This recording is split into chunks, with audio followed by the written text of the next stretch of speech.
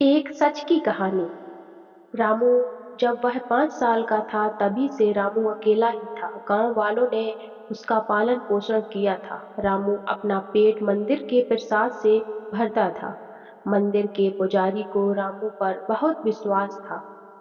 सोने की जगह मंदिर की सीढ़ियां ही थी। रामू हर रात मंदिर में ही सोया करता था और वहीं पर ही रहता था। उसी गांव में एक प्रधान थे जो मंदिर में रोज पूजा करने जाते थे और वही मंदिर की सारी जरूरतों को देखना भी प्रधान जी का काम था। प्रधान जी मंदिर में सभी सामान आदि का पूरा प्रबंध करते थे और मंदिर में आयोजन का भी प्रबंध करते थे। राधा कृष्ण की मूर्ति पर सोने का हार भी प्रधान जी ने चढ़ाया था और प्रधान जी को गांव के लोग भी बहुत मानते थे। एक रात को जब रामू सोया हुआ था तो बहुत ही तेज आंधी चल रही थी। आंधी की हवा इतनी तेज थी कि कुछ भी दिखाई नहीं दे रहा था। रात का समय था। उसी समय सोने से बना हुआ हार जो कि राधा कृष्ण पर चढ़ा हुआ था टूट कर वहीं पीछे की ओर गिर गया और जहां पर कुछ जगह बनी थी वहां पर चिप गया और वह पर कोई भी देख नहीं सकता था।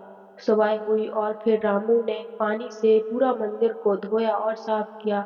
सभी लोग धीरे धीरे मंदिर में पूजा करने के लिए आए और फिर प्रधान जी भी आए। तो उनकी नजर मूर्ति पर पड़ी और सोने का हार वहां पर नहीं था। इस देख पर मंदिर के पुजारी को बुलवाया गया और पूजा की हर कहा पर इस पर पुजारी ने कहा कि उन्हें इस बारे में कुछ पता नहीं है और कहा कि रामू की पूरी रात यह पर रहता है, शायद उसी पता होगा। फिर रामू को बुलाया गया और पूछा गया कि हार कहाँ पर है। इस पर रामू ने कहा कि इस बारे में मुझे नहीं पता। पुजारी ने कहा कि हार शायद चोरी हो गया है। रामू से चोर के बारे में पूछा गया तो रामू ने कहा कि यहाँ तो कोई भी नहीं आया। पूरी रात रामू यहीं पर था। कोई चोर आता तो रामू को जरूर पता होता। जब किसी भी तानाचे पर कोई नहीं पहुंचा तो सभी का शक रामू पर ही गया और प्रधान ने कहा कि अगर तुम हार नहीं देते हो तो तुम्हें 50 कोड़े की सजा दी जाएगी। पर रामू ने कहा कि उसे हार के बारे में कुछ नहीं पता है। पुजारी ने भी कहा कि रामू सच बोल रहा है, शायद उसे हार के बारे में कुछ पता नहीं है। पर प्रधान जी को विश्वास नहीं था, इसलिए रामू को 50 कोड़े लगाए गए और उसी गांव से निकल दिए गया। फिर रामू वहां से चला गया और रास्ते में यही सोच रहा था कि जिस भगवान की पूजा उसने दिन रात की उसकी ही वजह से आज उसे सब चोर समझ रहे हैं। जब रामू जा रहा था तो उसे एक गांव में गुजरना था। सक्सेस रास्ते में वही गांव पड़ता था। उसे गांव में वहीं पर कीर्तन चल रहा था और एक बाबा जी उसी में पूजा कर रहे थे। रामू कीर्तन के बीच में जाकर बोला कि बंद करो ये ढोंग, भगवान कहीं भी नहीं है। इस बात पर सभी लोग को गुस्सा आया और सभी लोग उसे पीटने लगे। यह सब देखकर साधु बाबा ने कहा कि रुक जाओ, ऐसे मत पीटो। पर बाबा जी ने मस्तिष्क है और भगवान को नहीं मानता है।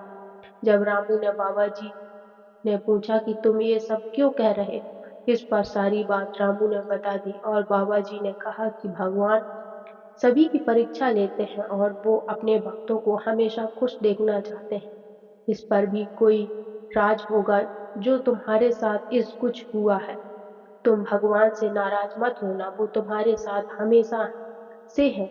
रामू को बाबा की बात समझ में आ गई और बाबा जी के साथ रामू ने नगर नगर घूमकर भगवान की लीला का वर्णन किया और बाबा जी के साथ मिलकर ज्ञान का भंडार दिया। एक रात रामू के सपनों में भगवान ने दर्शन दिए और कहा कि तुम मेरे अच्छे भक्त हो और तुम्हारी सब परेशानी अब समाप्त हो जाएगी। धीरे धीरे रामू एक बड़ा आदमी बन गया और रामू ने उस गांव में स्कूल बनवाया और रोजगार का भी इंतजाम करवाया। और एक दिन रामू अपने गांव में गया और उसी मंदिर में जाकर रामू ने पूछा कि पुजारी ने अब रामू को देखा तो उसकी आंखों में आंसू आ गए और पुजारी ने बताया कि वो हार कुछ दिन बाद मिल गया और प्रधान जी को भी अपनी गलती का एहसास हो गया। राधे राधे।